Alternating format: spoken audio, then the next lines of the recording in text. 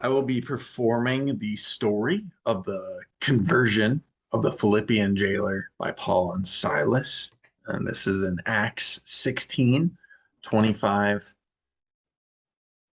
25 through 40.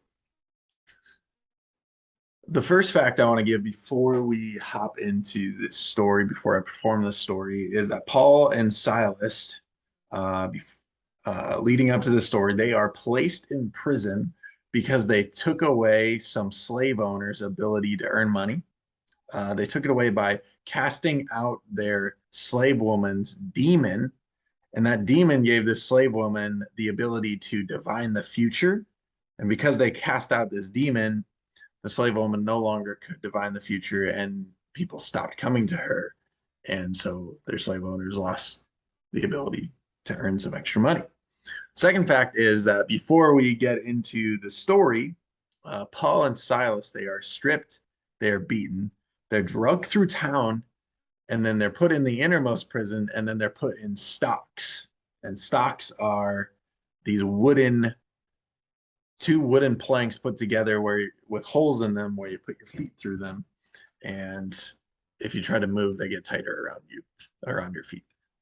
The third and fourth facts are that in Roman culture, if you're a jailer and someone escapes your prison, you failed. It does not matter if the circumstances are out of control. You failed. Also in Roman culture, when a jailer's inmate would would escape, if that was a capital offense, the jailer would then have to take the sentence of that inmate. Um, and then the final fact is that the jailer in this story, he lived in a pagan culture, and he probably did not know any Christians, and he thus did not understand in our modern heads what heaven and hell is. He probably didn't know what he was being saved from in this story.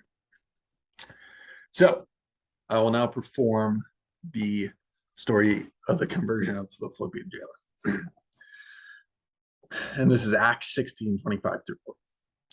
So about midnight, Paul and Silas, they were praying and they were singing hymns to God, and all the other prisoners, they were listening to them. And suddenly there was such a violent earthquake that the foundations of the prison, they were shaken. And at once the prison doors, they were flung open, and everyone's chains, they came loose. Well, the jailer, he woke up, and when he saw the prison doors open, and he drew his sword, and he was about to kill himself because he thought the prisoners had escaped. But Paul, he shouted and he said, "Do not harm yourself. We are all here." And the jailer, he called for the lights. He came in and he saw all the prisoners were there. And he fell and he trembled before Paul and Silas. And so he then came before them and he asked, "Sirs, what must I do to be saved?" And Paul and Silas, they replied, "Believe in the Lord Jesus Christ, and you will be saved, you and your household." And then they spoke the word of the Lord to him and to all the others in his house.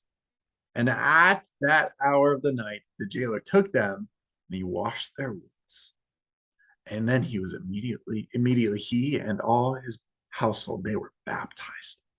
And the jailer brought them into his house, and he set a meal before them, and he was filled with joy because he had come to believe in God, he and his whole household. And when it was daylight, the magistrates, they sent their officers to the jailer with this order: "Release those men." And the jailer told Paul, "The magistrates have ordered that you and Silas would be released. Now you can leave. Go in peace." But Paul and Silas said to the officers, "They beat us publicly without a trial, even though we are Roman citizens. And they threw us into prison. And now they do not want to get rid of it. Now they want to get us rid of us quietly? No, let them come and let themselves escort us out." So the officers, they reported this to the magistrates, and when the magistrates they heard Paul and Silas were Roman citizens, they were alarmed. And they came to appease them, and they escorted them from the prison, requesting them to leave the city. And after Paul and Silas came out of the prison, they went to Lydia's house, where they met with the brothers and sisters and encouraged them. Then they left Philippi.